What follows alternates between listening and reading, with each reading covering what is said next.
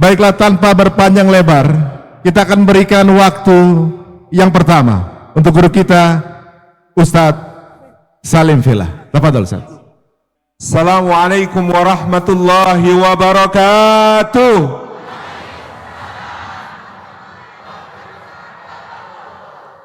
Alhamdulillah, wassalatu wassalamu ala rasulillah wa ala alihi wa ashabihi wa mawalah. La hawla wa la quwwata illa billah, amma ba'du.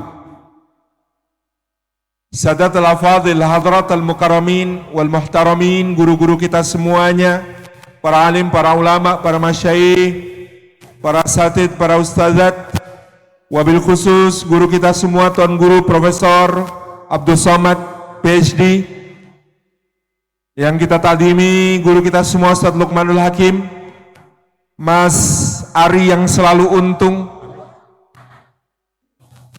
hadirin hadirat yang dimuliakan oleh Allah. Hari ini kita mulai krisis kekurangan anak-anak. Sekolah-sekolah sudah tidak serebutan dulu untuk dimasuki. Dan di dunia ini ada negara yang krisisnya memang krisis demografi, jauh lebih parah daripada kita. 30 tahun yang akan datang, penduduk Jerman yang seperti Olaf Scholz, kanselirnya, akan semakin sedikit. Akan lebih banyak yang seperti Mesut Ozil. Penduduk Perancis akan sedikit yang seperti Emmanuel Macron. Akan lebih banyak yang seperti Karim Benzema. Penduduk Inggris yang seperti Raja Charles, yang logatnya seperti Benedict Cumberbatch, yang hypothizing water kalau ngomong, akan semakin sedikit, digantikan penduduk Inggris itu nanti mayoritas akan banyak geleng-gelengnya. Dan berkata, brother, I want to tell you something, and this is very important. You have to see chapter 25. Itu yang terjadi di sana, Bapak Ibu. Bagaimana di Indonesia, kita juga krisis. Krisis demografi kita karena angka kelahiran kita tinggal 2,1, tidak lagi 2,2. Ini bahayanya. Saya mau ngomong kemana, sekarang ini adik-adik kita, Gen Z kita, semakin bimbang dan takut menikah. Karena ada yang ngomong sama saya, Ustadz, gimana dong Ustadz? Ada yang spek boneka Barbie loh Ustadz. Spek boneka Barbie aja kena KDRT Ustadz. Apa kabar aku yang spek samsak tinju katanya. Lalu ada yang ngomong lagi, iya Ustadz, bayangkan Ustadz, yang spek bidadari aja diselingkuhin Ustadz. Apa kabar aku yang spek odong-odong. Terus ada lagi yang ngomong begini, Ustadz, lelaki mana lagi yang bisa kami percaya Ustadz? Ada loh suami yang sangat mematuhi nasihat istrinya. Istrinya bilang, Ustadz, awas loh mas, jangan main perempuan. Suaminya ini bener-bener Ustadz gak main perempuan, mainnya laki-laki Ustadz. Jadi lelaki mana lagi yang harus kami percaya? Trust isu ini Ustadz. Semakin banyak dengan tampil di media massa, di media sosial, cerita-cerita KDRT, cerita perselingkuhan, cerita ternyata pernikahannya katanya lavender marriage. Oh, tahu ya? Semakin mengerikan yang namanya pernikahan.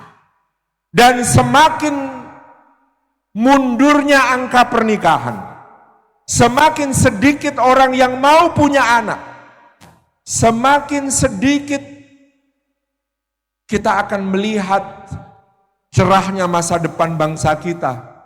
Karena bagaimanapun juga kelangsungan sebuah bangsa ditentukan dari sebuah keluarga. Dibentuknya keluarga yang kokoh, yang sakinah, yang mawaddah, yang rahmah adalah sebuah hal yang akan menjadi penentu masa depan. Oleh karena itu, saya hari ini memerlukan datang khusus ke kota Batam. Sebenarnya bukan untuk tablik akbar ini, tapi untuk menghadiri sebuah pernikahan. Karena pernikahan dari keluarga yang soleh, ketemu keluarga yang soleh, anak soleh, ketemu salihah, membangun rumah tangga yang penuh berkah, patut didoakan, dirayakan, diselamati, dan menjadi sebuah hal yang insya Allah akan membangkitkan peradaban. Walaqad katabna fi zaburi min ba'di dzikri annal ardo yarithu ibadiyas salihun. Telah kami tulis di dalam kitab Zabur, kata Allah, sesudah termaktub pula di dalam Al-Dzikr Al-Quran ini, bahwa bumi ini akan diwarisi hamba-hamba kami yang saleh. Ketika orang-orang yang rusak, orang-orang yang kemudian jatuh moralnya, mereka semakin malas menikah. Ada yang bersemangat menikah, tapi nikahnya sesama jenis. Ada pula yang kemudian mungkin menikah dalam status ikatan hukum, tapi tidak ingin punya anak, karena anak dianggap sebagai beban. Maka insya Allah yang akan menggantikan mereka untuk mewarisi bumi ini adalah pasangan-pasangan yang saleh dan salihah. Pasangan-pasangan yang membangun keluarga yang sakinah, mawaddah, rahmah, yang menyadari bahwa menikah adalah sunnahnya Rasulullah SAW. Menikah adalah merayakan cinta dalam perayaan yang paling paripurna. Karena Rasulullah bersabda, dalam yura lil mutahabbaini mithlun nikah. Tidak terlihat bagi dua orang yang saling mencintai seperti yang Allah anugerahkan dalam kehidupan pernikahan. Maka anak-anak muda yang hari ini berada di titik-titik penuh kebimbangan tentang pernikahan, bismillah, kita yakin nikah disebut separuh agama. Karena yang pertama, dia menguji iman, menguji akidah, menguji keislaman kita benar-benar. Yang kedua, karena dia menjaga kita dari satu di antara dua pintu paling berbahaya setan, yaitu pintu syahwat. Satu lagi disebut pintu syubhat. Maka Rasulullah bersabda, siapa yang menikah, maka sempurna separuh agamanya. Hendaklah dia bertakwa pada Allah dengan separuh yang lain. Dan yang ketiga, menikah disebut sebagai separuh agama, karena dengannya hidup kita menjadi sesuatu yang lebih lengkap. Maka ini ujian, siapkan dengan sebaik-baiknya.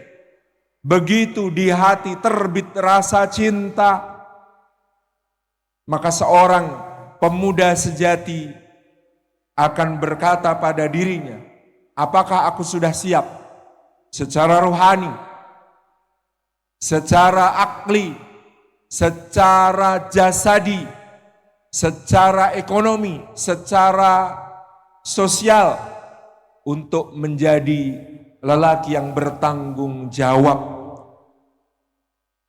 Sedangkan bagi seorang perempuan, apakah aku ketika jatuh cinta kepada seorang lelaki sudah siap untuk mendampinginya menggapai surganya Allah Subhanahu wa taala, menjadi istri tempat dia berlabuh dari segala kelahannya, tempat dia bersandar dari segala kecapeannya, tempat dia menautkan hati dari segala gelombang dahsyatnya ujian, dahsyatnya cobaan, dahsyatnya segala godaan yang ada di luar sana.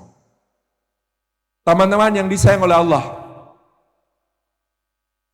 saya menjadi berpikir kembali, ini saatnya menghadapi krisis-krisis tadi, kita menggelorakan kembali semangat untuk berani menikah.